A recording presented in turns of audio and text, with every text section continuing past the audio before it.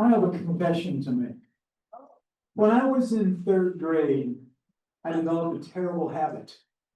It was really bad. But it was the art teacher's fault. Hey, wait a minute. You see, Yeah. I developed this habit of loving to eat paste. It was the art teacher's fault. Virginia Chef would come into class right before the week before we would do this stuff, and she would write on the board what we had to bring to class.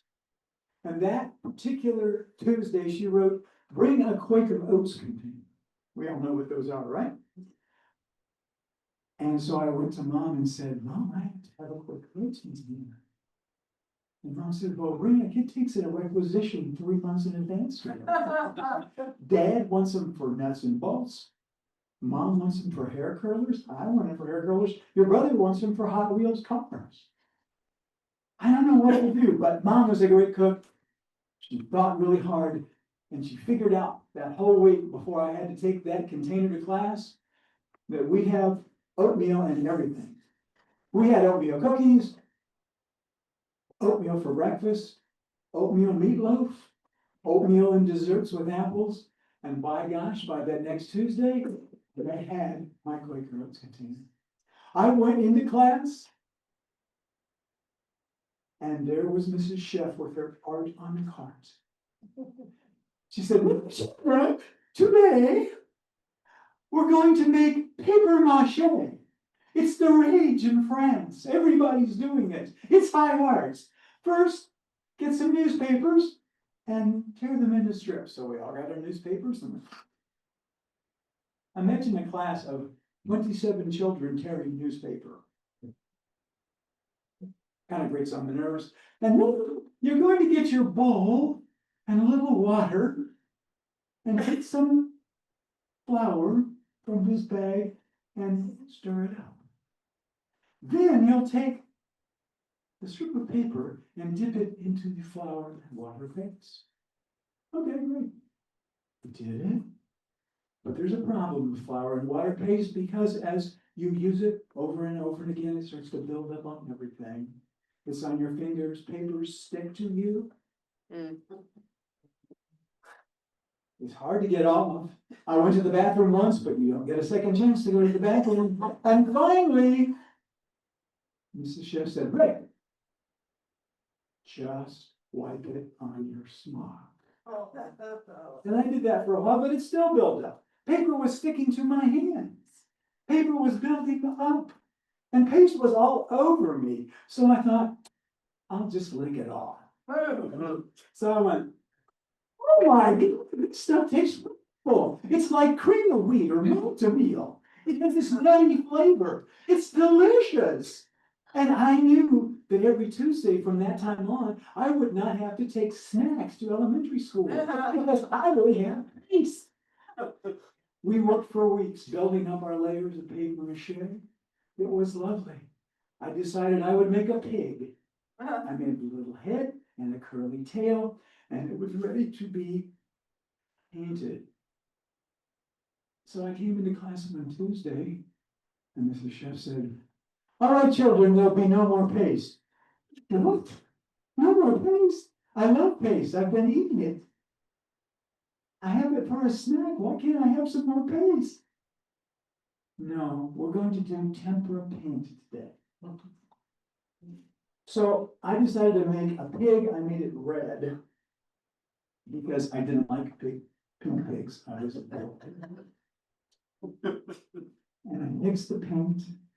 And I thought, well, you know, paste was good. I wonder what tempera tastes like. So I went, "Oh my God, it's it's awful." I finished my pig. We voted in class. My pig got one vote.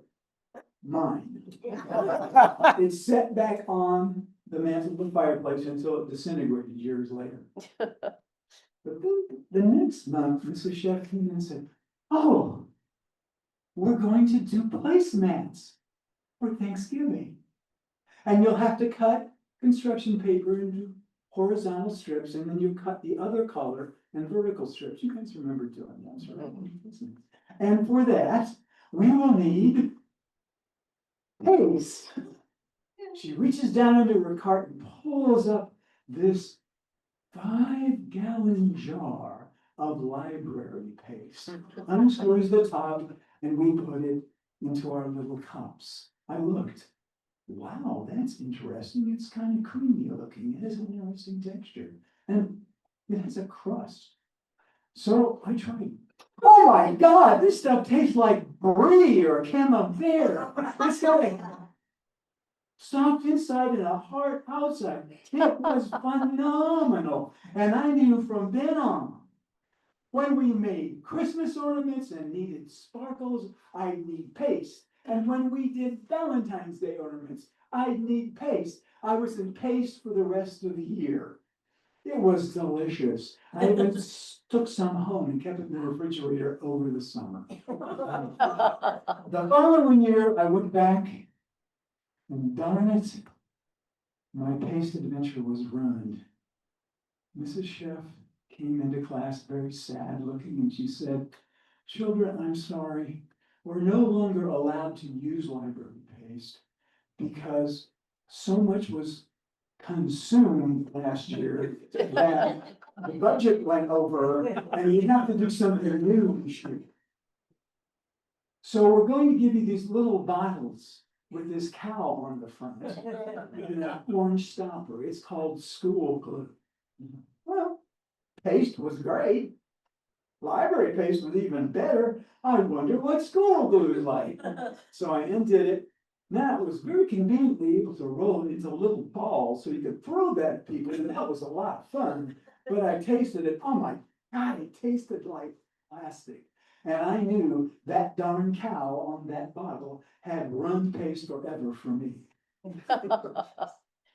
The end of this story is I went to Hawaii with my parents. We're sitting in the luau with all the fine trimmings, and this bowl is presented to us. That looks kind of like paste. I wonder what it tastes like. Took a big look. Boy! Boy! Oh! My father patted me on the back and said, "Yeah, Rick, that's boy." And it tastes just like paste. And I said, "No, it doesn't." Paste tastes way better.